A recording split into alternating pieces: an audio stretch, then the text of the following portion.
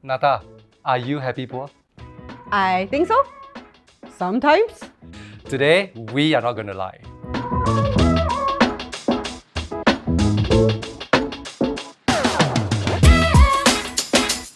Sometimes happy, usually poor. Why so poor? Why so poor? I ask myself that sometimes also.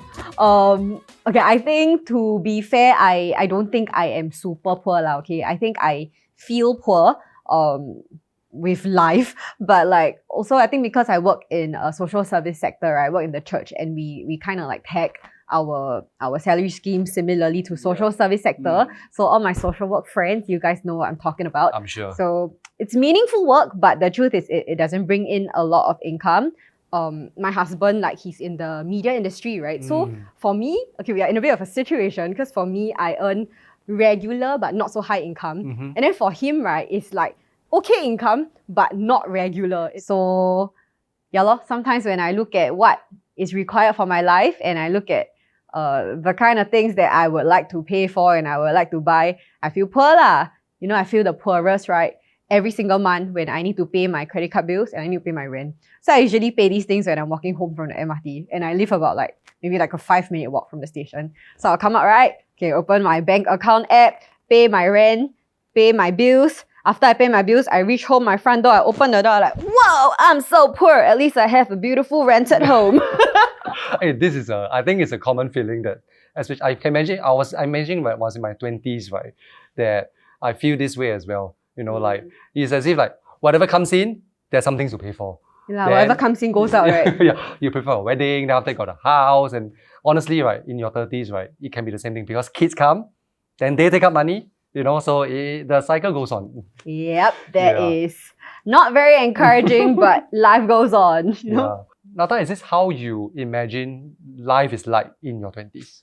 I think with regard to how my financial situation is like, I think that was something that I had to kind of adjust to. I always kind of envisioned like a certain kind of future for myself, and I thought that like I would bring home a certain amount of income. I think growing up, that was how my parents also kind of prepared me for my future. So eventually when I decided to work in church, right, and work in the social service sector instead, that was something I obviously knew I was trading off, because like I knew that I was kind of deviating from the idea of my future growing up. I think one of the things that I had to navigate with my parents was like that feeling of lost potential. My mom would say things like, "You're very wasted." You know, like you could have like done all these things, you could have had such a comfortable life, but like now you choose to do something like that and you can't have that kind of comfortable life that I wish you could have. So I think hearing things like that, those were things that I also had to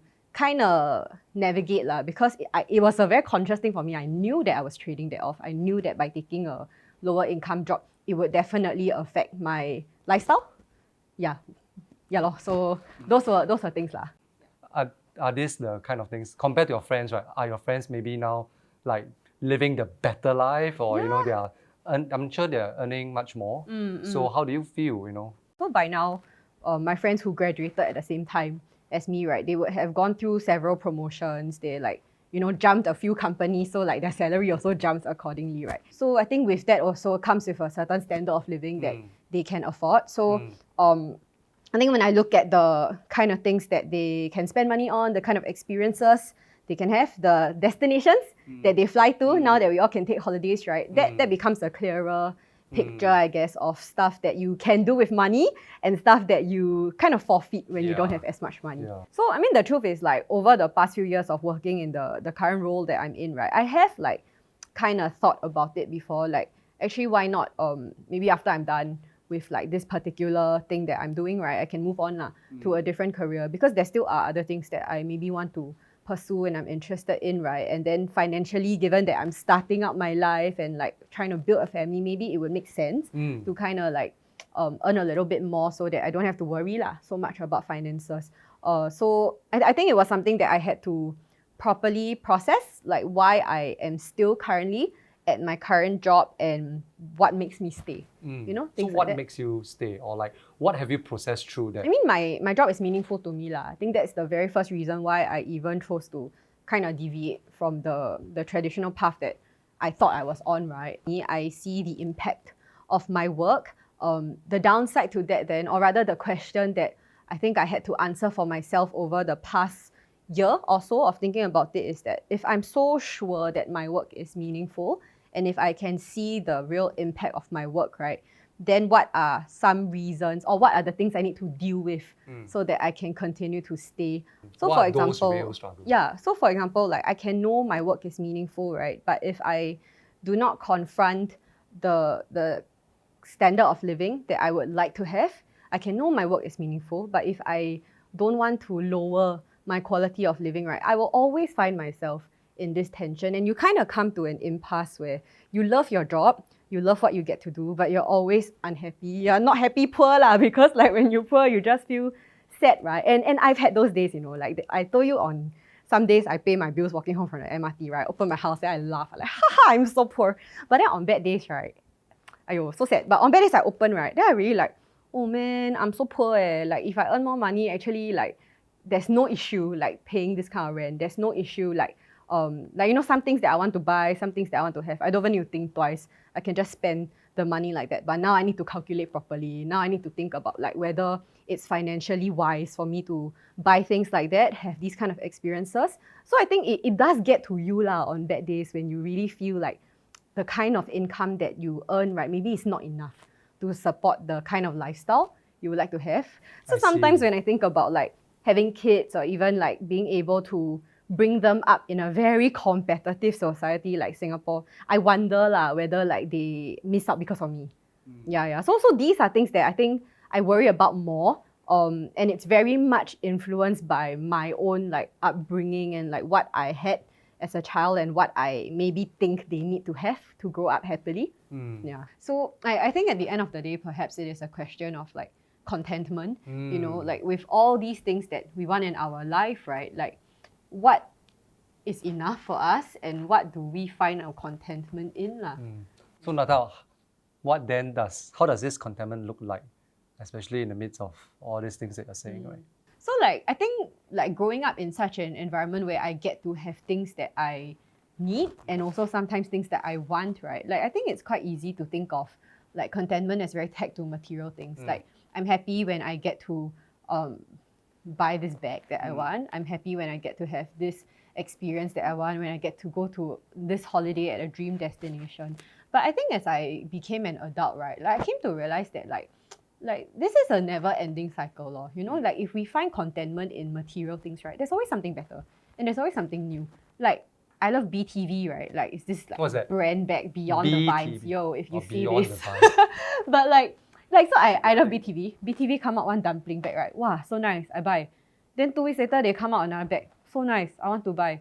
3 weeks later, then they launch a new bag. Then I also want to buy. Like, come on, they're going to launch a bag every single week or every single month, right? I'm ashamed to say I own a few of their bags already. But you see, like, it's endless. It happens with bags. It happens with things like, your promotional level, like what if you get promoted to an assistant manager, what's next? You become a manager. After manager, what's next? You want to become an assistant director. After that, what you want to be? You want to become a director. Then your salary is kept, right? What do? Change company. Right? So it's things like that. I feel like it's an endless cycle. There's always something better to chase after. There's always something new to aspire towards. And I actually came across this Jim Carrey quote that I really, really like. So everybody knows who Jim Carrey is, very successful actor, extremely funny guy. And Jim Carrey said this thing. He said that I wish everybody would get rich and famous and get to do everything that they've ever dreamed of, so they will know that that's not the answer. Wow. And I thought that was so wise because like a large part of our 20s is us hustling and trying to like work towards that dream life or work towards having things that we think we need. But personally, I feel like there's no end to that. And if we keep running after that, then where is the finish line? At which point does that stop? So I guess for me, as I am navigating what it's like to feel a little bit like I'm falling behind my peers and feel a bit like, okay, maybe my income doesn't match up to the average level, right? I think I learned to kind of disconnect being contented with what I have materially. For me, at least, I've learned to find it in the work that I do, like knowing that it is meaningful, knowing that there is a certain impact that I'm making. I learned to also be grateful for the things that I do have. I am blessed to have a loving husband, a good relationship with my friends, with my family. I think learning to be contented in some of these more intangible things even. I think that's something that gives me that sense of satisfaction in my life beyond just the things that I can have, I can buy, I can aspire towards. That's very wise because it makes me think that there are actually many things in our life that we can be thankful, we can be grateful of. Contentment is not just about an income level that we want to chase after. It's not just about having a certain lifestyle. It's not just about all these things that we can get. But from what you say, contentment is really about a perspective. Yeah. A perspective that we can have in life, that we have to come to a point that we say, enough is enough. Because every time we will always say, if not, right, then no matter how much you have, you always ask, there's always what's the next milestone, right? Next. Yeah. I want more. So I think that's something that I would summarize it in that way. Yeah. So the question is whether we can say that enough is enough lah. Can you say that? Not gonna lie, I'm not there yet, but I really do sincerely hope that I can get there one day. Yeah. And for all our friends listening as well, what is contentment to you? Let us know your answers, give us a like, subscribe, and we'll see you in the next episode. See you.